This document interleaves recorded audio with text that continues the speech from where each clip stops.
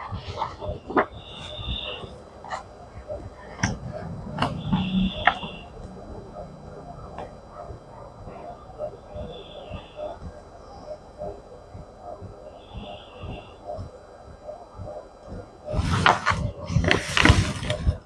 शांति।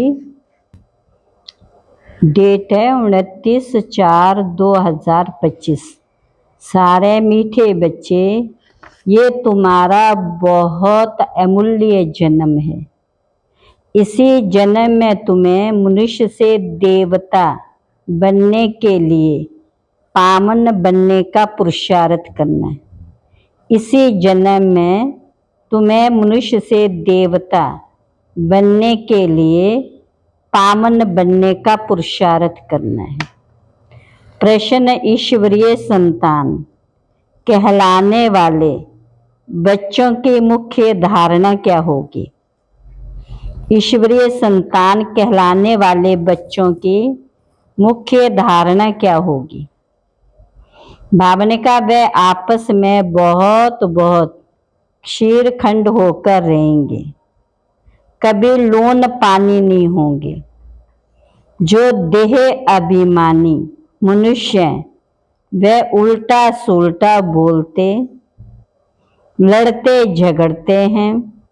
तुम बच्चों में वे आदत नहीं होनी चाहिए। या तुम्हें दैवी गुण धारण करने हैं, कर्मातीत अवस्था को पाना है, कर्मातीत अवस्था को पाना है।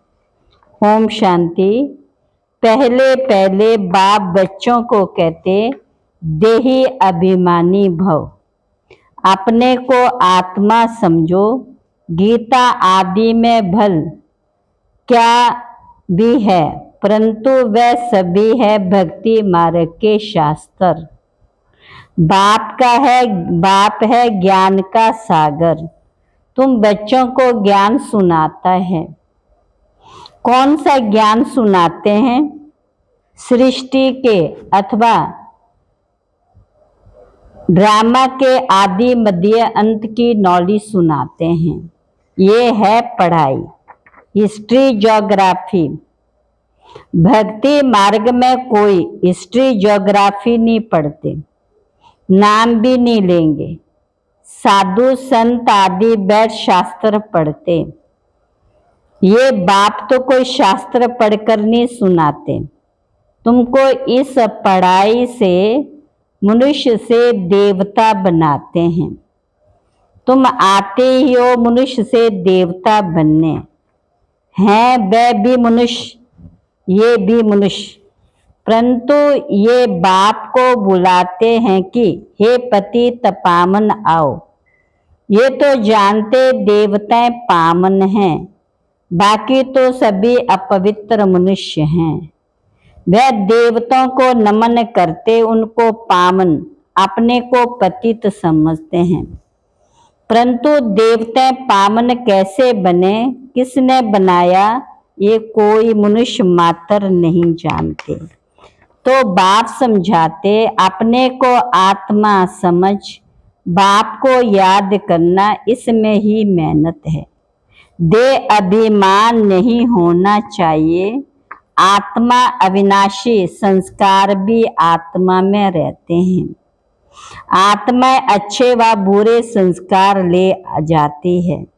इसलिए अब बाप कहते देह अभिमानी बनो। अपने आत्मा को भी कोई जानते नहीं। जब रावण राज्य शुरू होता है तो अंधियारा मार्ग शुरू होता है। देह अभिमानी बन जाते हैं। बाप बैठ समझाते कि तुम बच्चे यहाँ किसके पास आए हो? इनके पास नहीं, मैंने इनमें प्रवेश किया। इनके बहुत जन्मों के अंत का ये पतित जन्म है। बहुत जन्म कौन से हैं ये भी बताया। आधा कल्प है पवित्र जन्म, आधा कल्प है पतित जन्म।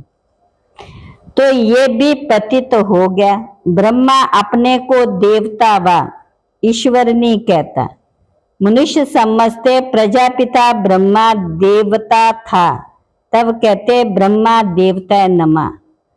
बाप समझाते ब्रह्मा जो पति था बहुत जन्मों के अंत में वह फिर पावन बन देवता बनते। तुम हो बी के, तुम भी ब्राह्मण, ये ब्रह्मा भी ब्राह्मण। इनको देवता कौन कहता? ब्रह्मा को ब्राह्मण कहा जाता है, ना कि देवता। ये जब पवित्र बनते हैं तो भी ब्रह्मा को देवता नहीं कहेंगे। जब तक विष्णु लक्ष्मी नारायण ना बने तब तक देवता नहीं कहेंगे। तुम हो ब्राह्मण ब्राह्मणियां, तुमको पहले पहले शूद्र से ब्राह्मण, ब्राह्मण से देवता बनाता हूं। ये तुम्हारा अमूल्य हीरे जैसा जन्म कहा जाता। भल कर्म भोग तो होता ही है। तो अब बाप कहते अपने को आत्मा समझ बाप को याद करो। ये प्रैक्टिस होगी तब विक्रम विनाश होंगे। देह आधारी समझा तो विक्रम विनाश नहीं होंगे। आत्मा ब्राह्मण नहीं है, शरीर साथ है, तभी ब्राह्मण फिर देवता शूद्र आदि बनते। तब बाप को याद करने की मेहनत है। सहज योग भी है। बाप कहते सहजते सहज भी है। कोई कोई को फिर डिफिकल्ट भी बहुत भासता।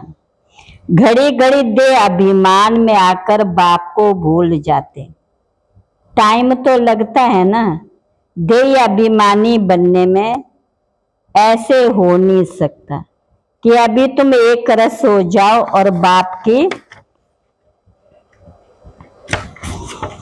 याद स्थायी ठहर जाए। नहीं, कर्मातीत अवस्था को पाले फिर तो शरीर भी रह ना सके। पवित्र आत्मा हल्के हो एकदम शरीर को छोड़ दे।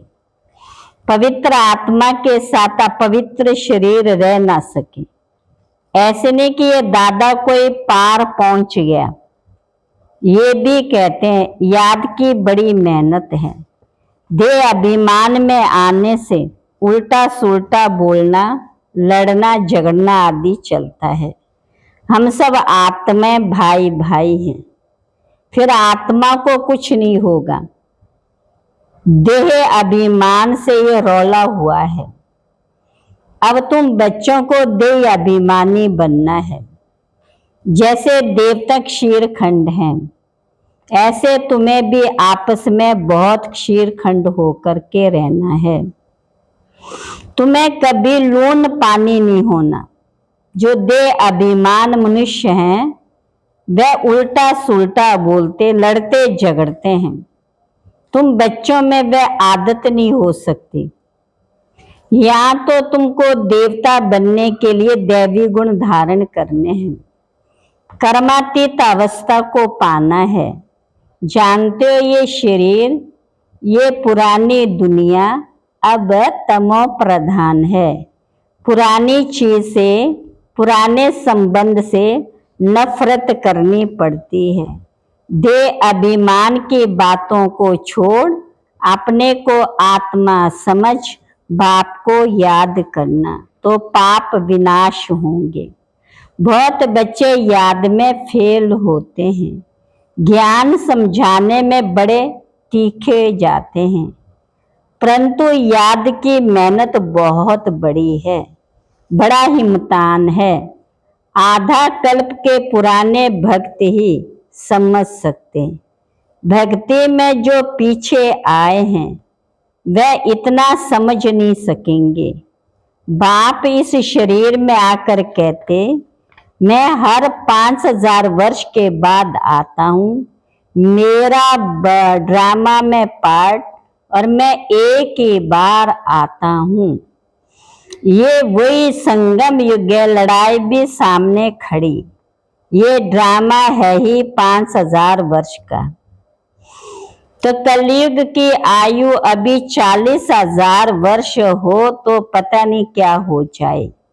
वह तो कहते बल भगवान भी आ जाए तो भी हम शास्त्रों की राह नहीं छोड़ेंगे। ये भी पता नहीं कि 40,000 वर्ष कौन सा भगवान आएगा। कोई समझते हैं श्री कृष्ण भगवान आएगा, थोड़ा ही आगे चल तुम्हारा नाम बाला होगा। परंतु वह अवस्था होनी चाहिए, आपस में बहुत बहुत प्यार होना चाहिए। तुम ईश्वरीय संतान है, तुम खुदाई खिदमतगार हो। कहते हो हम बाबा के मददगार हैं। तो बाबा ने कहा पतित भारत को पावन बनाने बाबा है। बाबा ने कहा कल्प कल्प हम आत्म अभिमानी बने। तो आपकी श्रीमत पर योग बल से अपने विक्रम विनाश करते हैं। योग बल, साइंस बल, साइंस बल और साइलेंस बल। साइलेंस बल और साइंस बल में रात दिन का फर्क है। आगे चल तुमको बहुत साक्षात्कार होते रहेंगे। शुरू में कितने बच्चों ने साक्षात्कार किए, पाड़ बजाए, आज वह है नहीं, माया खा गई। योग में ना रहने से माया खा जाती है। जबकि बच्चे जानते भगवान हमको पढ़ाते हैं, तो फिर कायदे सिर पढ़ना चाहिए, नहीं तो बहुत बहुत कम पद पाएंगे, सजाए भी बहुत खाएंगे। गाते भी हैं जन्म जन्मांतर का पापी हूं। वहां सतयुग में तो रावण का राज्य नहीं है, तो विकार का नाम ही कैसे हो सकता। वह है संपूर्ण निर्विकारी राज्य, वह राम राज्य, ये रावण राज्य। इस समय सब तमो प्रधान। हर एक बच्चे को अपनी स्थिति से जांच करनी। शरीर निर्वाह अर्थ भी झूठ आदि बोलना पड़ता है ना, फिर मनुष्य धर्माओ निकालते हैं तो पाप हल्का हो जाए। अच्छा कर्म करते उसका रिटर्न मिलता। कोई ने हॉस्पिटल बनवाया, अगले जन्म में अच्छी हेल्थ मिलती है। बाकी जो धन दान करते तो उसका दूसरे जन्म में मिल जाता। उसमें पाप कटने की बात नहीं रहती, ये होती है धन की लेन देन। ईश्वर अर्थ दिया, ईश्वर ने अल्पकाल के लिए दिया, या तो तुमको पावन बनना, सिवाय बाप की याद के और कोई उपाय नहीं। पावन फिर पति दुनिया में थोड़ी रहेंगे। सन्यासी लोग तो अपने लिए बड़े बड़े महल बनाते। बाप कहते मैं सन्मुख आया हूं पावन बनाने, मैं तो दाता हूं। तो बाबा ने कहा यहाँ शिव बाबा अपने लिए तो कुछ नहीं बनाते, कहते इसका रिटर्न तुमको 21 जन्म के लिए नई दुनिया में मिलेगा, क्योंकि तुम सन्मुख लेन देन करते हो। पैसा जो देते हैं वह तुम्हारे ही काम में लगता। भक्ति मार्ग में भी दाता हूँ, तो अभी भी दाता हूँ। वह है इनडायरेक्ट, ये है डायरेक्ट। बच्चों को ही मदद करता हूँ, मैं थोड़ी अपने साथ पैसा ले जाता हूँ। मैं तो आकर इनमें प्रवेश करता हूँ, इनके द्वारा कर्तव्य कराता हूँ। मुझे तो स्वर्ग में आना नहीं है, ये सब कुछ तुम्हारे लिए है। मैं तो अभोगता हूँ, कुछ भी नहीं लेता हूँ। ऐसे भी नहीं कहता हूँ कि मेरे पाँव पड़ो। मैं तो तुम बच्चों का मोस्ट ओबीडेंट सर्वेंट हूँ। कौन हूँ ये भी तुम जानते हो, वही मात पिता बंधु सखा सब कुछ, सो भी निराकार है।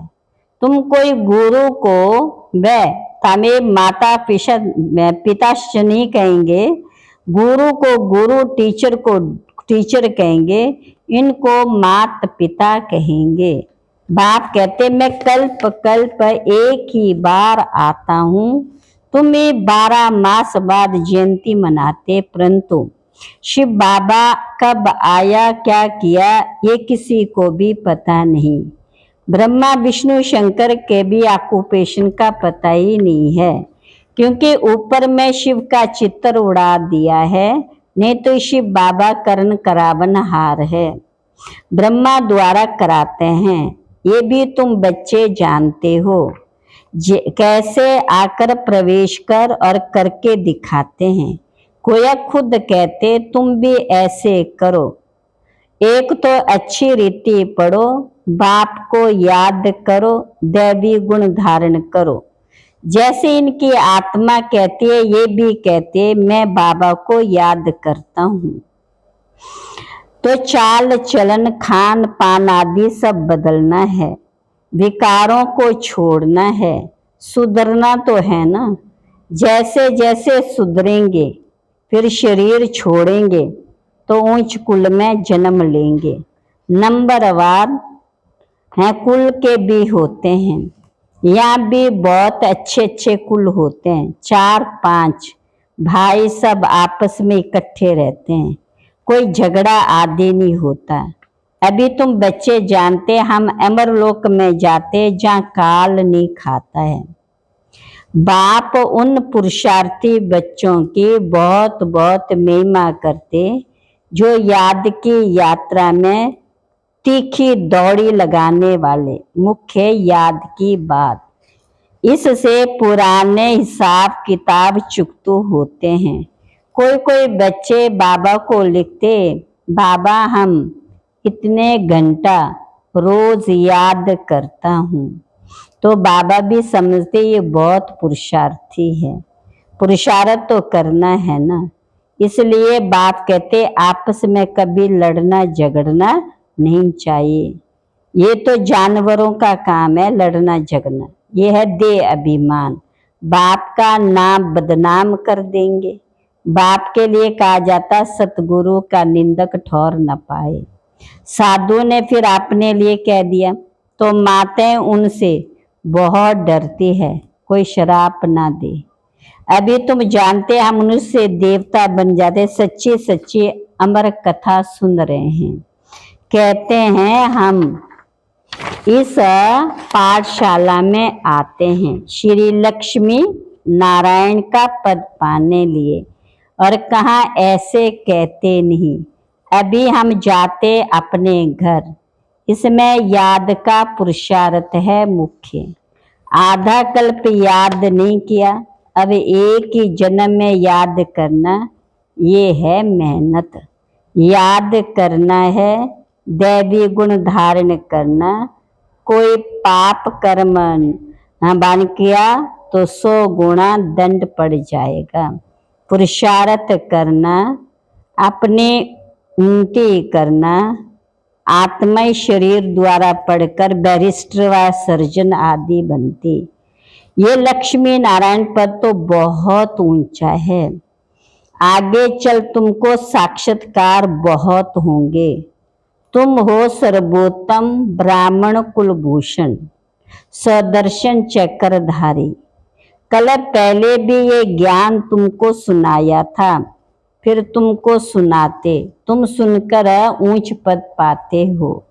फिर ये ज्ञान प्रायलोप हो जाता है। बाकी ये शास्त्र आदि सब है भक्ति मार्ग के। अच्छा, मीठे मीठे सिकुलर बच्चों प्रति माता पिता बाप दादा का याद प्यार गुड मॉर्निंग। रूहानी बाप की रूहानी बच्चों को नमस्ते। हम रूहानी बच्चों की रूहानी बाप दादा को नमस्ते नमस्ते नमस्ते। धारणा के लिए मुख्य सार, अंदर अपनी जांच करनी है। हम बाप की याद में कितना समय रहते, दैवी गुण धारण कहाँ तक किए हैं। हमारे में कोई अवगुण तो नहीं है। हमारा खान पान चाल चलन रॉयल है। फालतू बातें तो नहीं करते, झूठ तो नहीं बोलते। दूसरी पॉइंट है, याद का चार्ट बढ़ाने के लिए अभ्यास करना है। हम सब आत्मा भाई भाई हैं। देह अभिमान से दूर रहना, अपनी एक रस स्थिति जमानी, इसके लिए टाइम देना है। वरदान, पांचों तत्वों और पांचों विकारों को अपना सेवाधारी बनाने वाले मायाजीत स्वराज्याधिकारी भव। मायाजीत स्वराज्याधिकारी भव। जैसे सतयुग में विश्व महाराजा व विश्व महारानी की राजाई ड्रेस को पीछे से दास दासियां उठाते हैं, ऐसे संगम युग पर आप बच्चे जब माया जीत स्वराज्याधिकारी हैं बन टाइटल्स रूपी ड्रेस से सजे सजाए रहेंगे, तो ये पांच तत्व और पांच विकार आपकी ड्रेस को पीछे से उठाएंगे, अर्थात अधीन होकर चलेंगे। इसके लिए दृढ़ संकल्प की बेल्ट से टाइटल्स की ड्रेस को टाइट करो। भिन्न भिन्न ड्रेस और श्रृंगार के सेट से सज धज कर बाप के साथ रहो, तो ये विकार तत्व परिवर्तन हो सहयोगी सेवाधारी हो जाएंगे। स्लोगन, जिन गुणों व शक्तियों का वर्णन करते हो उनके अनुभवों में खो जाओ। अनुभव ही सबसे बड़ी अथॉरिटी है। अनुभव ही सबसे बड़ी अथॉरिटी है। अव्यक्त इशारे, स्वयं को बाप के साथ कंबाइंड समझने से विनाशी साथी बनाने का संकल्प समाप्त हो जाएगा, क्योंकि सर्वशक्तिवान साथी है। जैसे सूर्य के आगे अंधकार ठहर नहीं सकता, वैसे सर्वशक्तिवान के आगे माया कोई भी व्यर्थ संकल्प ठहर नहीं सकता। कोई भी दुश्मन वार करने के पहले अकेला बनाता है, इसलिए कभी अकेले नहीं बनो। इसलिए कभी भी अकेले नहीं बनो। अच्छा, ओम शांति।